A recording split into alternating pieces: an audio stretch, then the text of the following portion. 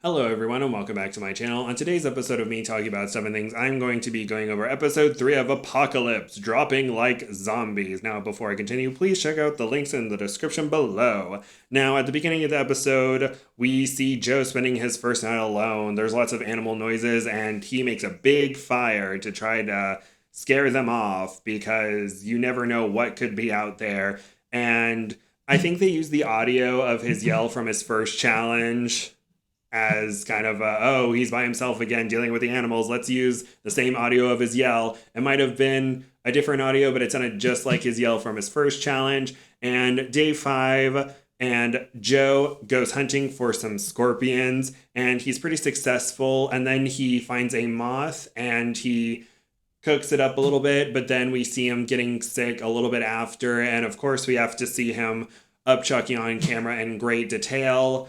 I don't see the need for that. Just say, oh, I lost my lunch because of that moth. But that's fine. But he doesn't let that dampen his spirits, and he rests a little bit and rehydrates. Waz and Teal have a magnificent boma that is capped off with Waz carrying a toilet from the house to use. And so, they're living the high life out in the middle of nowhere, South Africa. And the two work well together, and they want to make sure that their boma is fortified, and they have their fence to try to keep any potential predators out.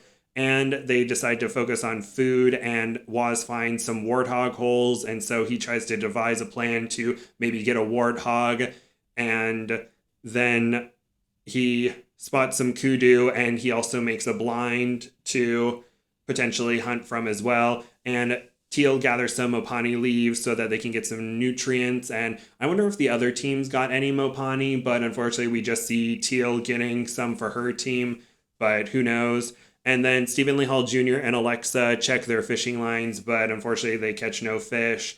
And Stephen's birdcage trap doesn't work, so he converts it into a catfish trap, and so hopefully he can catch some fish that way.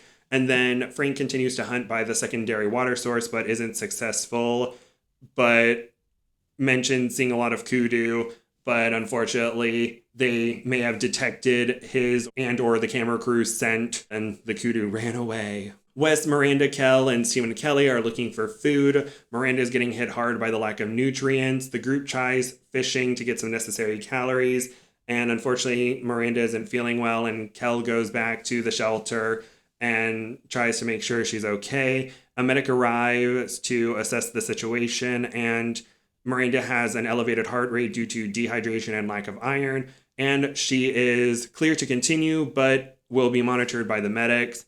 Stephen and Wes work on a W trap to trap some fish, and hopefully the croc will stay out of their W fish trap area.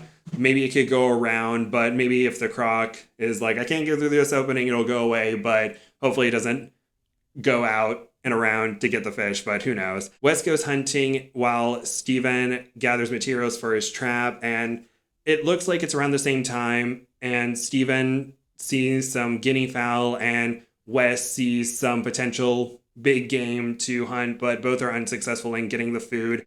And Miranda's condition is getting worse, and unfortunately Miranda is med-tapped from the challenge, and we are told that she got some intravenous fluids and also ate some food and made a full recovery.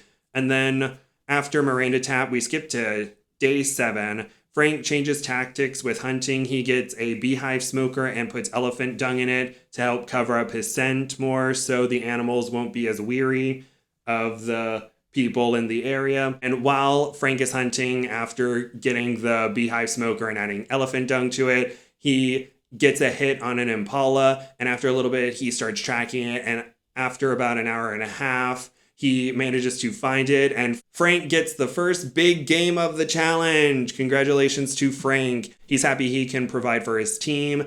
And Alexa was a vegetarian since she was 13, but decides that she needs to eat the meat so that she can continue in the challenge. And Steven is very happy for Frank as well, even though some of the editing makes it look like he's a little bit jealous, or he's like, if you're not going to fine tune your skills, then give me the bow. But that could just be editing or something out of context. But Steven, Alexa, and Frank enjoy their feast.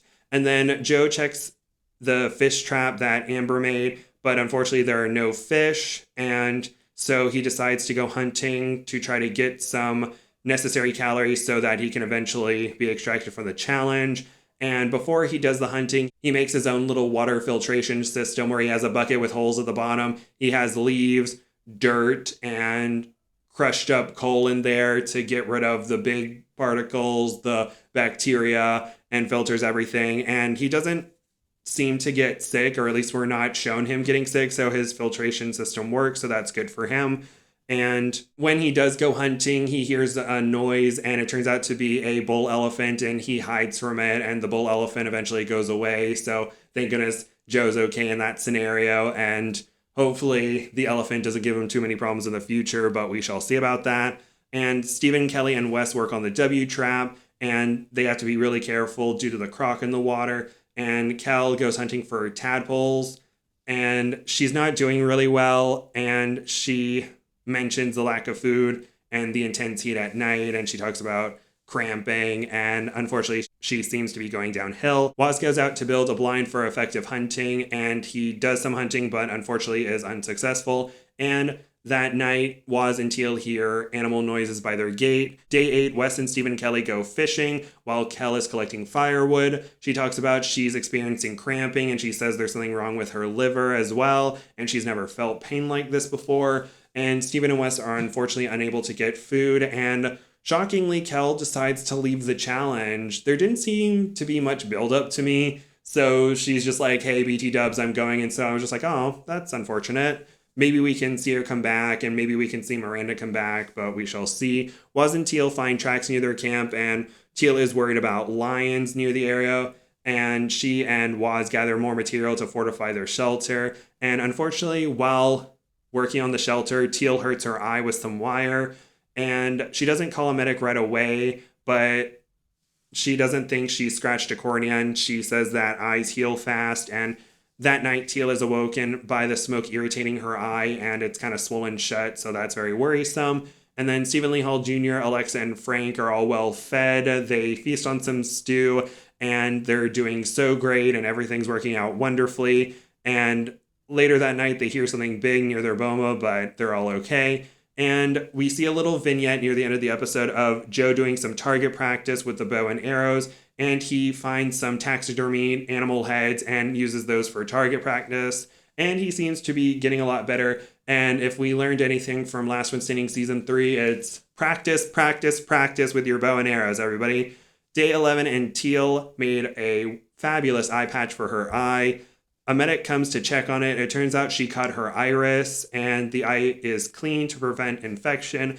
But unfortunately, if her condition worsens, she will be med-tapped, but hopefully she's okay. She showed pictures online of the scar that she has on her eye, and it seems her iris got cut and a little bit of her pupil got cut.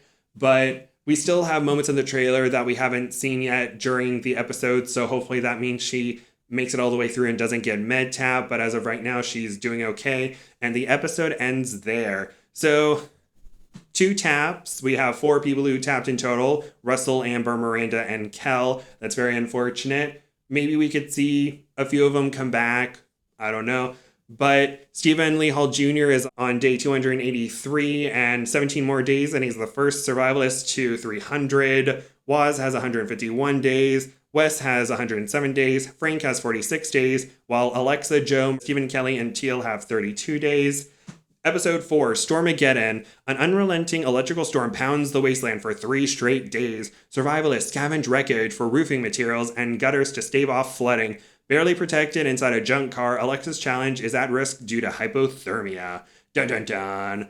It'll be interesting to see how that goes. I hope we don't get any more tap outs. We've had 4 tap outs in 8 days, so fingers crossed we don't get any more tap outs. I'm looking forward to more episodes. Will Joe merge with another group? Will he face any adverse effects from food? Will the bull elephant cause more drama? We shall see. Will Teal get tapped? Hopefully not. And will all the stuff do all the things? Who knows?